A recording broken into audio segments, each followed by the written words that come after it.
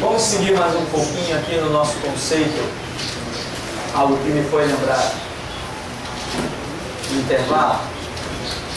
Conceito ministério e o conceito casamento ou família. Um grande exemplo nos foi lembrado pelo Sidney foi o exemplo de Eli. Eli era o quê? Sacerdote Eli. Ele foi um homem que perdeu o seu ministério, não perdeu? Por que ele perdeu o seu ministério? Porque ele não repreendeu os seus filhos. Então você vê que o conceito de Deus ministerial estava acima do conceito família. Porque quando Deus levanta o profeta Samuel, diz, vai lá e fala para Eli que eu vou julgar a causa dele pelo mesmo motivo que eu já o declarei. Ou seja, Deus já havia levantado um outro profeta que já tinha falado para Eli que os filhos dele estavam desenquadrados, precisavam de repreensão. Eli repreendeu os seus filhos. Nós vemos uma repreensão light. Ele repreendeu. Quando Eli repreendeu seus filhos, a Bíblia diz lá que, olha, com essa fama que eu tenho ouvido a vosso respeito, não é boa a fama que tenho ouvido de vós. Eli deu uma palavrinha. Foi uma repreensão? Foi, não adiantou de nada. E Deus vem e fala de novo através do profeta Samuel, diz para Eli que eu vou julgar a casa dele. Vou começar o julgamento em um dia e nesse mesmo dia eu vou exterminar. E Deus diz que a ira que está contra Eli é tanta que nunca mais se levantaria da linhagem de Eli sacerdote algum. Então nós vemos que no dia que Deus julgou, Deus mata Eli, Deus mata os filhos e Deus ainda mata um que iria nascer ainda, um neto. Que uma nora dele, que estava grávida, quando soube de toda a catástrofe, acabou dando à luz prematuramente. Enfim, Deus saiu matando a linhagem toda, como tinha dito. Nunca mais se levantará sacerdote da linhagem de Eli. Uma ira de Deus implacável, terrível, horrenda. Mas por quê? Porque Eli valorizou mais os seus filhos do que o seu sacerdócio. Mas Deus não. Deus queria a eliminação dos filhos e manter o sacerdócio. Como Eli sustentou mais os filhos, perdeu o sacerdócio. Foi exterminado. O que valia mais para Deus, os filhos de Eli ou o sacerdócio de Eli? Sem dúvida alguma, o sacerdócio de Eli valia mais que os filhos. Então, para nós cristãos, o sacerdócio tem que valer mais que os filhos. É conceito bíblico, é conceito de Deus. Eli repreendeu, mas não era como Deus queria que ele repreendesse. Deus queria que os seus filhos fossem expulsos. Sabe o que é expulso? Expulso. Ser tirado de dentro do sacerdote, do templo, e receber a seguinte palavra: não pisa mais aqui dentro. Era assim que tinha que funcionar.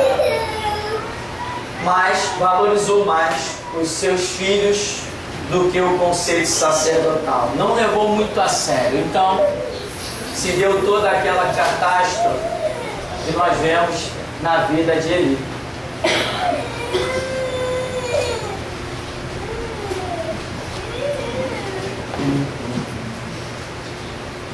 Outro conceito que nós queremos ainda ver dentro da questão, já deixando um pouquinho até para trás o fator ministerial, mas falar muito mais em casamento, família, que relacionamentos. Vamos falar de relacionamentos. No relacionamento, né? Você já viu?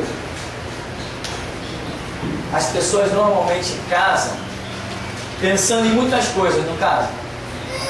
Mas o principal fator que leva um jovem, um camarada jovem, o principal fator que leva um jovem a casar é o fator sexo. Ou não é? Ou não é? Poxa, aquela dali é tão bonita, ela saca matemática. Ah, se eu casasse com ela. Né? Não é. Existe um fator, você já viu aquele... Qual é o conselho que nós ouvimos milenarmente? Vai casar pra quê, rapaz? Nós nos criamos ouvindo isso, né? Vai casar pra quê? Ninguém dá conselho para casamento. Ninguém dá conselho para casamento. Você dá conselho para casamento? Ninguém dá. Eu nunca ouvi ninguém dizer, não, casar é bom, a não ser rindo ironicamente. Ninguém, não sei por que ninguém dá conselho para o casamento. Talvez até saiba por quê. Mas, por mais que esse conselho seja dado, existe uma força lá que Deus falou desde o princípio, que hoje a ciência chama de força hormonal. Não tem jeito. Pode dizer ou provar que o conceito de casamento é horrível, não tem jeito, todo mundo vai acabar lá no casamento. Que existe uma força na área sexual que conduz, empurra a pessoa para aquilo ali. Não tem jeito, meu irmão. Está provado. Você pode ver que hoje, em pleno século que nós vivemos, em que a sociedade é esse caos, essa agitação, mas o tempo todo tem gente casando. O tempo todo tem gente se unindo. O tempo todo. E não é unindo, vamos juntar o nosso dinheiro, vamos juntar a nossa fortuna. Não, o objetivo é outro. É sexo. Agora, dentro desse contexto, que faz parte de um casamento, amém? Isso aqui faz parte de um casamento, faz parte de um relacionamento. A questão sexual faz parte. Mas existem alguns conceitos aí terríveis, né? E nós queremos falar um pouquinho sobre eles. O primeiro deles é a aparência. Aparência.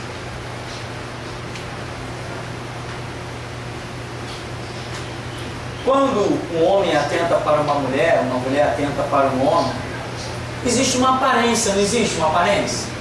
Sempre existe. Quando você olha para uma pessoa e diz, aquele cara é feio, acabou, você não está pensando em casar com ele. Aquele cara é bonito, é simpático, sei lá, tem postura, qualquer coisa assim que te agrade, aparentemente pode te levar a uma aproximação. Não é assim que acontece? Ou não é? Todo mundo mora no mesmo planeta que eu? Então é assim que acontece. Então, essa questão aparência. Agora, tem pessoas que até casar, vamos assim dizer, zela pela sua aparência. Depois que casou, vive de qualquer jeito. Entendeu? Um dos fatores que mexe com muita gente é o fator, chama obesidade. A obesidade, hoje, ela é um problema mundial. Não é um probleminha ali, é um problema mundial. E requer muito esforço, que muitas vezes nós não conseguimos vencer esse esforço para manter uma aparência. Vestir sempre aquela roupinha 42, 44, né? Não dá. Há uma correria na sociedade. E isso vai afetar o fator sexo. Não vai? Afeta. Outra coisa na aparência é que muitas vezes o homem conhece uma mulher lá no trabalho, não sei aonde mais, outros lugares, e a mulher está sempre naquela aparência. Mas depois que casa, quando o marido encontra a mulher na rua, não, aquela mulher não é mulher não. Aquela ali toda maquiada, salto alto, bonitona, cabelo que... Não, aquela não é minha não. A minha é que ela ficou em casa. A mulher em casa, ela é ela é qualquer coisa, uma mulher. Quando ela vai para a rua, meia hora na frente do espelho, veste 10 roupas até achar uma que ficou maneira, não é assim? Então a mulher tem uma arma. A sensualidade da mulher, que atrai muitos homens, não devia contar esse segredo não, irmão, desculpa, tá? Essa arma, a mulher parece que quer usar ela lá no meio da rua, mas não quer usar dentro de casa. Aí daqui a pouco tá rindo, meu marido não olha pra mim. Será que outros estão olhando? Meu marido não se interessa por mim. O fator aparência é importante, só que as mulheres dentro de casa não estão nem aí para isso. Mas quando vai para a rua, né? O patrão diz assim, aquela minha funcionária, ela vem no string. O marido diz assim, pô, aquela lá é mesmo? Em casa nem pensar, em casa não, mas na rua compra os melhores produtos para usar quando vai para a rua, não é para usar quando está dentro de casa. A mulher se apresenta para o patrão, para o colega do trabalho. Se ela dá aula, ela se apresenta para os alunos, se apresenta para os diretores. Se ela trabalha num banco, ela se apresenta para os gerentes. Ela está lindona. Mas dentro de casa, meu amigo, quando chega, brinco para cá, arranca maquiagem, batom para lá, tira aquela roupa, pega aquele jeans batido, velho, rasgado. Não é assim que acontece? Muitas vezes é assim. Então, não está preocupado em se apresentar para o seu marido. O fator sensualidade acaba se perdendo naquela intimidade que antes, no tempo do namoro, sei lá o que existia, e isso vai afetar aqui, ó, irmão, essa área. Outra coisa são as desarmonias. Desarmonias. Deixa eu falar das mulheres, já que eu sou homem. Tem mulher que passa o dia esbravejando, irmão. Parece que está com uma metralhadora e... Caramba! Não para! Aí depois, chega a noite, o marido está saturado, ele quer virar para o canto e tchau, a benção, até amanhã.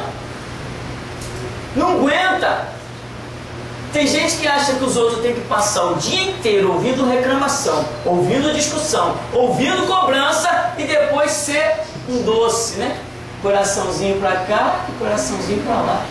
O cérebro humano não suporta isso. Entendeu o que eu falei, meu irmão?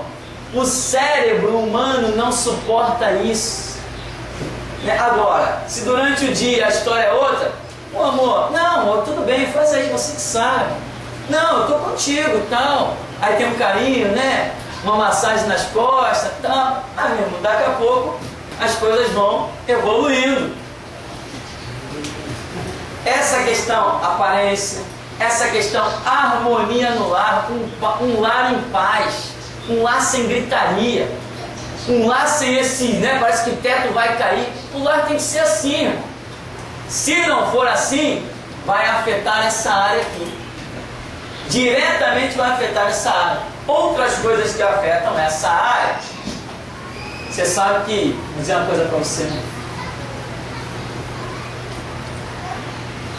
Sexo está muito ligado, por isso que eu falei no princípio da obesidade, né? O sexo está muito ligado ao preparo físico. Ou não está? Está assim. O que acontece? Mas não estou falando para você entrar numa academia de musculação, estou falando assim.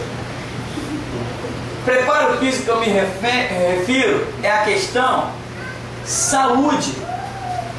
Tem gente que está de pé, mas não tem saúde suficiente para ter uma vida sexual decente, rotineira, bem desempenhada. Não tem. Por quê?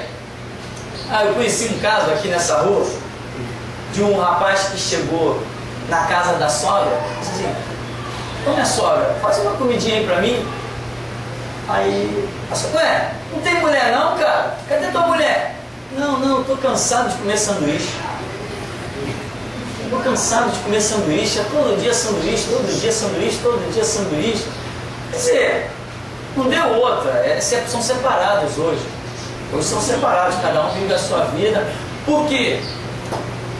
Falta saúde, a alimentação é precária, o camarada não tem uma vida saudável, não tem uma disposição, isso vai começar a afetar um monte de coisa. Vai começar a ser aquele cara molenga, sem disposição, não faz mais nada. Se dizer, vamos daqui ali, não, estou cansado. Não está cansado. Por que está cansado? Não fez nada, nenhum esforço físico. Está sem disposição, porque o fator alimentação é muito importante. Ah, tem um ditado por aí, não tem? O que é esse ditado que diz? Vai. O marido se prende pelo estômago. É isso? O marido se pega pelo estômago. Tem fundamento, tem fundamento. Por quê? Se o fator alimentação, irmão, está precário, é um caso realmente sério.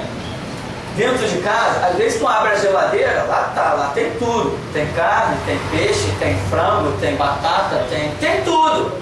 Mas na mesa não tem nada daquilo. Alguém tem que fazer, né? Se não fizer, tem que fazer. Isso tudo influencia dentro de um lar. Entendeu? Ah, eu não gosto de cozinhar. Então por que casou? Não sabia que quem casa cozinha? Não sabia? Por que casou? Ah, eu não gosto de lavar roupa. Ah, tinha que pensar na condição antes, se ia poder pagar alguém para fazer ou não. Que pobre tem que fazer, pobre tem que lavar roupa, pobre tem que passar, pobre tem que cozinhar, pobre tem que fazer. Ah, não, eu não gosto de fazer, então não casa, não se mete onde vai ter que fazer. Está fazendo alguém infeliz, né? Está criando problema. Aí depois vem separação, é filho para um lado, filho para o outro. É um rolo só. Então, irmão, essas coisas, né? A aparência, a saúde que está dependente de uma alimentação, tudo isso influencia no relacionamento íntimo, no relacionamento conjugal. E as pessoas às vezes não se dão conta. Está pensando que todo dia pode chegar lá na cozinha e comer, sei lá, arroz com o quê? Arroz com ovo, né? Todo dia comer arroz com ovo. Você anda comendo também o arroz com ovo? Não pode, irmão. Não pode, não pode.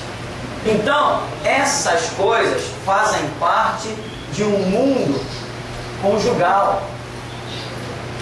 Tá? A aparência, a saúde que depende de alimentação, né? Entra aí a sensualidade do casal, entra a harmonia que compreende refrear a língua. Ó, irmão, não é por nada não, mas a maioria das mulheres, quando começa a falar, não para mais. Então resolve mais o assunto. Começa a falar de manhã, entra tarde à noite, vai dormir, no dia seguinte quando acorda, volta no mesmo assunto. Deixa eu contar um segredo para vocês. O homem, você já reparou que a voz do homem é mais grave? Ela é mais grossa? Você já reparou isso? E a voz da mulher é mais aguda, ela é mais fina. O cérebro do homem, ele não aguenta esse som fininho, agudo, muito tempo. Isto é sério, isto é provado cientificamente. Então, quando a mulher começa a falar, quando ela está falando por 5 minutos, já extrapolou. O homem já não aguenta mais ouvir. Ele não aguenta mais. 5 minutos daquela voz feminina, não aguenta mais mesmo. Satura. É como que, sei lá, incomoda o cérebro humano. Porque o homem, de um modo geral, ele está acostumado com o som grave. E a mulher emite um som de voz agudo. Na maioria dos casos, o som da mulher, e quando fica irritada, então, misericórdia. Agora, tem mulher que come até quando ela fala 2 horas, porque ela tem uma voz grave, mas são pouquíssimas. Quando tem aquela voz grave, e pode falar. Não incomoda. O homem pode até ignorar, pode falar 2, 3 horas. Mas se o som for agudo, nós homens não conseguimos ouvir muito tempo um som agudo, um som fino. Incomoda demais. Então, meu irmão, na hora de falar, será que meia hora de discussão vai resolver um problema? Se não resolveu em 5 minutos, pode calar a boca, porque não vai resolver mais. E tudo isso vai afetar no relacionamento. Imagina se depois de uma manhã de discussão, esse casal vai ter um relacionamento íntimo, conjugal. Não vai. Não vai, só se for que nem animal, instinto puro. Se tiver um pouco de consciência e razão, não vai ter. Não vai. Sai ofensa para tudo que é canto. Que você é isso, você é aquilo, você é aquilo outro. Aí daqui a pouco vai estar de beijo e abraço. Isso aí é bom nos contos de fada. Na realidade, não. Alguém tem alguma pergunta? Ninguém? Todo mundo sacando muito sobre sexo, família. Hã?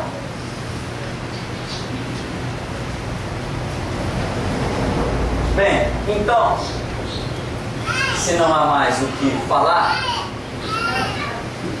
quero apenas entrar num detalhe que foi colocado. Quando esse casal não chega num acordo, infelizmente, vem a separação. Quando há uma separação, né? Quando não tem filho, irmão, já a revoar. Não tem filho, não deu certo, cada um segue seu caminho. Mas quando tem filho, aí é um caso mais complicado. É como que dividir o filho no meio, né? Se eu fosse a autoridade, eu determinaria que o filho homem acompanharia o homem. O filho a mulher acompanharia a mulher. Eu, se eu fosse juiz, eu determinaria assim e ponto final. Mas não sou. Existem aí uns conceitos na sociedade. O Estado determinou uma série de coisas, põe as armas em cima, não sei o quê. Não que o Estado consiga frustrar os projetos de Deus, não. Estou falando do que acontece aí normalmente, quando acontece uma separação. Então, eu determinaria assim. É homem? Para lá. É mulher? Para cá. Eu determinaria assim. Agora, a sociedade aí faz diferente. Não, é homem ou mulher, não faz diferença. A guarda, né, que eles chamam, a guarda é em primeira mão observado para a mulher, em primeira mão, até que haja alguma situação contrária, que se prove alguns fatores. Em primeira mão, a guarda é da mulher, seja homem, seja mulher. Então, o homem, mesmo que essa criança não esteja sob a sua guarda, ele continua tendo seus direitos totais. Não só direitos, também deveres. Tem que chegar junto, tem que dar atenção, tem que dar todo o apoio, o que puder ajudar para não faltar nada à criança, né? Muitos maridos ficam na bronca porque sabem que o que está dando para a criança acaba sustentando a mulher que ele não quer, que para ele é intragável, mas tem que sustentar mesmo. É melhor sustentar os dois do que deixar um em falta. É melhor sustentar os dois do que deixar um em falta. Então, quando acontece uma separação, existe esse problema seríssimo. A criança fica toda dividida, fica muitas vezes até com o seu crescimento comprometido, na escola não rende o que deveria render, tem um monte de problemas. Então nós temos que lutar para que a coisa nunca chegue aqui. Porém, essa luta tem seu limite. Você não pode ficar, eu vou lutar até o fim pelo meu casamento. Até que fim? Até qual fim você vai lutar? Você tem que lutar. Se Deus te chama para um ministério, existe uma estrada que você vai trilhar para alcançar aquele ministério. E aquilo é importante para Deus, como nós vimos na vida de Eli aqui. Então, as pedras que existirem neste caminho, meu irmão, você vai ter que passar por cima delas. Muitas vezes é um sistema de trabalho que você tem que te impede de alcançar o ministério. Às vezes é uma sociedade com alguém que te impede de chegar ao ministério. Às vezes é, como no caso de Eli, os próprios filhos que o estavam impedindo de prosseguir no ministério. Às vezes é um casamento que te impede de chegar no ministério. É aí que entra o amar a Deus e renunciar, tomar a sua cruz e seguir. Você tem uma estrada que vai te conduzir ao ministério. Aquilo que Deus, não é você, é Deus, for te revelando, que se tornou pedra de tropeço na sua caminhada rumo aos propósitos dele, você vai ter que renunciar. Agora, se Deus não está te mostrando que renunciar, aí é diferente. Mas a nossa luta é para que as coisas nunca cheguem a esse ponto. Porém, temos que ser livres e ter a consciência de que pode chegar a esse ponto. E se chegar a esse ponto, se Deus mostrar que chegou a esse ponto, nós temos que aceitar, temos que tomar a nossa cruz, reunir os nossos sentimentos numa mala, sofrer o que tem para sofrer, mas existe um objetivo, que é o ministério. Com o ministério não vamos brincar. Amém? Então, a nossa caminhada está aí, tem os seus espinhos, tem as suas pedras, mas eu tenho um objetivo, que é o ministério. O céu e a terra, ó, vai passar, tudo vai passar, mas as palavras de Jesus não vão passar. Então tem que ter o olho nela. Só para concluir aqui, se você está nessa situação, ou se um dia vier a estar nela, ore sempre, pelo seu filho, com todo carinho. Procure levá-lo de alguma maneira sempre a conhecer os conceitos de Deus. Lute por ele, para que ele possa crescer na presença de Deus. Faça a sua parte, como você puder fazer. Se empenhe. Agora, não esqueça que talvez você possa ter que vir passar por algumas situações dessa daí. Nenhuma pergunta? Então nós vamos ficar por aqui. Ninguém. Vamos então estar encerrando em nome de Jesus. Essa é a hora.